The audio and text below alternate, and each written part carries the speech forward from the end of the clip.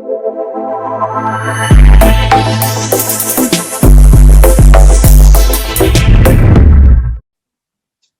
my dear students. Our lesson today about law of levers.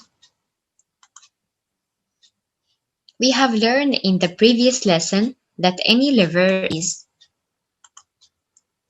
is a reject bar, straight or curved, that rotates around a fixed point called fulcrum O, and is affected by an effort force F and a resistance force R.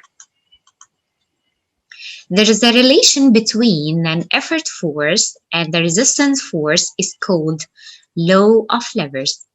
Law of levers states that the effort force multiply or times its arm equal the resistance force times its arm. Again, the effort force times its arm equals the resistance force multiply its arm. So what's meant by effort force arm or force arm and is measured in centimeters? It is a distance between the effort force and the fulcrum. The effort force and the fulcrum. This distance. And the resistance arm, it is a distance between the resistance force and the fulcrum. According to the law of levers, we have three cases. Number one, when the force arm and the resistance arm are equals. The effort force is equals to the resistance force. And this lever doesn't conserve or save effort. In case B, when the force arm is longer than resistance arm, the effort force is smaller than to the resistance force, so this lever conserves or save effort. Third case, when the force arm is smaller than the resistance arm. The effort force is longer than the resistance force, and this lever doesn't conserve or save effort. In the class or in the first class lever, there are three possibilities. Yes, let's see here. Let's see that in the middle, yes, there's a fulcrum. Yes, so in the first case, when the force arm, yes, this distance between the effort force and the fulcrum is longer than the resistance arm.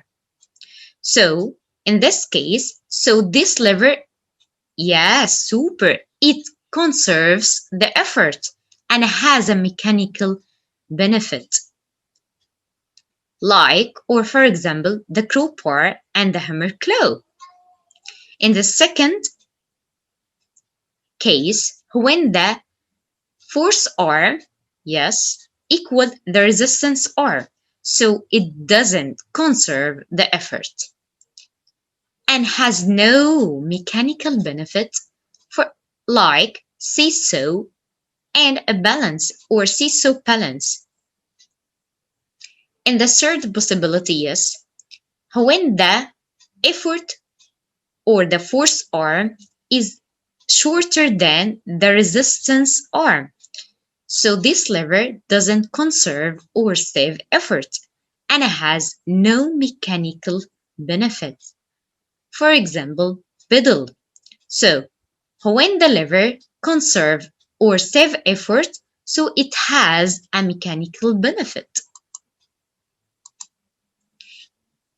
In a second class lever, yes, as we see in the middle, yes, yes, there's a resistance force in the middle. Yes, when the force arm, Yes, this distance from the effort force to the fulcrum is longer than the resistance force. So it conserves the effort or save effort, so has a mechanical benefit. In a third class levers, in the middle there's an effort force, and when the force arm is shorter than the resistance arm, so it doesn't conserve the effort and has no mechanical benefit. Yes, let's solve this problem together.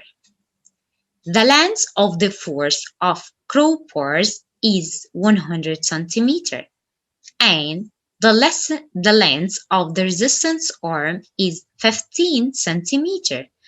If the value of the resistance or the resistance force equals 400 Newton, calculate the value of the effort force and mention the type of the lever. First, you have to write the law of levers. Yes, super. The effort force multiply or times its arm or the force arm equal the resistance force multiply resistance arm or the resistance arm. Yes, so the force arm is about 100 centimeter because this is a distance. So we write it here. And the resistance force is about 400 Newton. Yes, and in Newton because this is a force. So 400 Newton, and its arm or the resistance arm is about 15 centimeter. So to get the effort force, you have to multiply 400 Newton times 15 divided 100. So the answer will be the effort force will be 60 Newton. So the force arm is longer than the resistance arm. So this lever conserves or save effort. So this lever or the crowbar from the first class.